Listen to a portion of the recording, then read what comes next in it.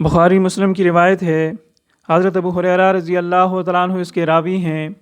نبی علیہ الصلاۃ والسلام نے فرمایا، لا یزنی الزانی حین یزنی وہو مؤمن، زانی زنا کرتے وقت مومن نہیں ہوتا۔ ولا یسرق السارق حین یسرق وہو مؤمن، چور چوری کرتے وقت مومن نہیں ہوتا۔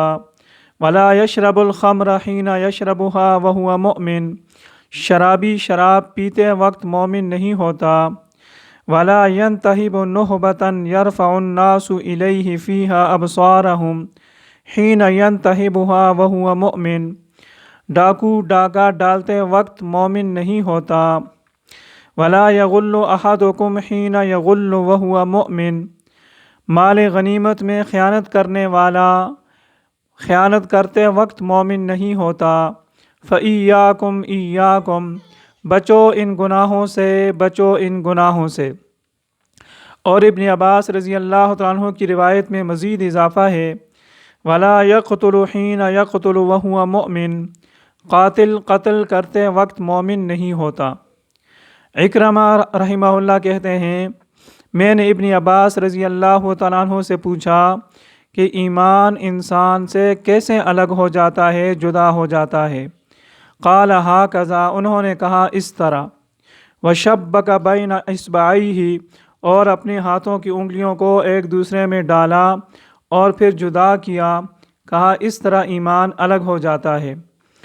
فإن تاب، اگر انسان توبہ کرتا ہے، اور عاد الیہ ہاکذا، تو پھر ایمان واپس آ جاتا ہے۔ وشبک بین اصبعیہ، اور پھر اپنے ہاتھوں کی انگلیوں کو ایک دوسرے میں ڈال کر بتایا۔ اور ابو ہریرہ رضی اللہ تعالیٰ عنہ کی دوسری روایت ہے، جس کو ترمذی نے اور ابو داؤد نے روایت کیا ہے، جس میں نبی علیہ الصلاۃ والسلام نے فرمایا، اذا زنى العبد خرج منہ الایمان، جب انسان زنا کرتا ہے اس کا ایمان اس کے دل سے نکل جاتا ہے۔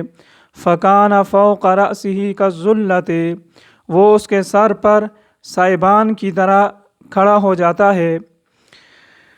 اگر وہ انسان اس سے اپنے عمل سے فارغ ہو جاتا ہے، فإذا خرج من ذلك العمل، اپنے عمل سے فارغ ہو جاتا ہے، رجع الیہ الایمان، ایمان واپس آ جاتا ہے۔